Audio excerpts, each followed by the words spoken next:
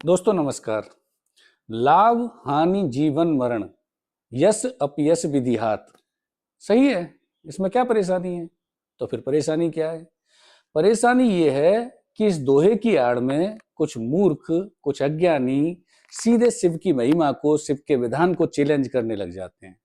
उनका मानना है कि जब सती का आत्मदाह हुआ, जब उनकी मृत्यु को शिव नहीं टाल पाए, जबकि मृत्युंजय जब तो उन्हीं के नाम से है, तो वो इस तरीके की बातें करते हैं। फिर हमें बताना पड़ता है कि शिव के विधान के बाहर कुछ नहीं है, शिव की मर्जी के बाहर कुछ भी नहीं है। जो कुछ भी इस संसार में होता है वो विधि से होता है, इसमें कोई शक नहीं है। ये विधि के हाथ है। लेकिन विधि मतलब विधान, विधान मतलब शिव का बनाया हुआ विधान। शिव से बाहर कुछ भी नहीं है। व्हाट्सएप यूनिवर्सिटी से पढ़ने के बजाय हमारे ग्रंथ पढ़िए, रामायण पढ़िए, तो आपको समझ में आएगा कि शिव से ऊपर, शिव के बाहर कुछ भी नहीं है। आइए आज हम इसको विस्तार से समझते हैं।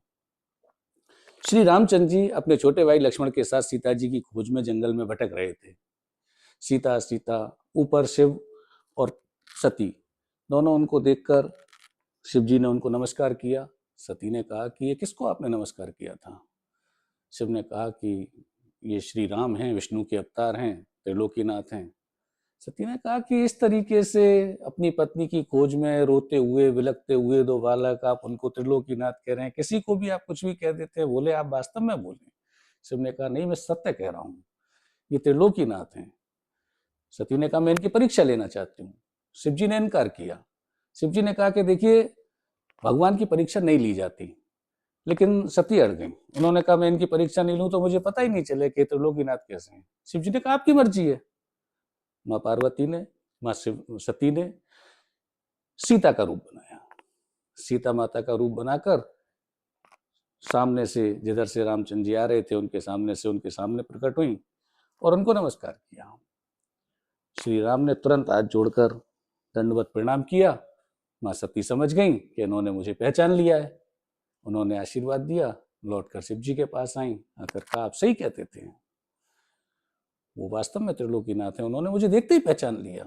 शिव जी ने कहा मैं तो पहले ही कहता था, लेकिन ये अच्छा नहीं हुआ।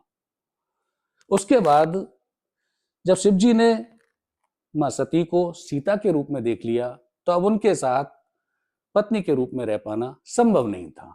उस देह के साथ पत्नी के रूप में रह पाना संभव नहीं था। ऐसी स्थिति में यह स्वाभाविक था कि उस देह का त्याग करके, चूंकि आत्मा दोनों की एक थी, शिव और सती अलग तो है नहीं, तो आत्मा तो मिली हुई है, अर्धनारीश्वर हैं।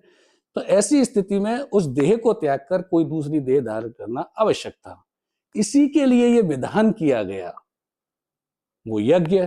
उस यज्ञ में सती का जबरदस्ती जोर देकर जाना, शिव का अपमान होना और सती का आत्मदाह करना, फिर माँ गौरा के रूप में जन्म लेके वापस शिव के साथ जीवन व्यतीत करना, ये सब शिव का बनाया हुआ एक लीला, एक विधान था, जिसके बाहर कुछ नहीं था। शायद आपकी समझ में बात आई होगी कि शिव के विधान के बाहर कुछ नहीं है, शिव की मर्जी के बाहर कुछ नहीं है। सर्वशक्तिमान है, इसलिए इस तरीके की बातें मत कीजिए। ये सही है, लाभ हानि जीवन मरण, यश अपयश विधियात, लेकिन विधि विधान से और विधान शिव से, उसके ऊपर कुछ नहीं। उम्मीद है आपको ये बात पसंद आई होगी। अगले हफ्ते फिर मिलेंगे एक नई कहानी के साथ। नमस्कार।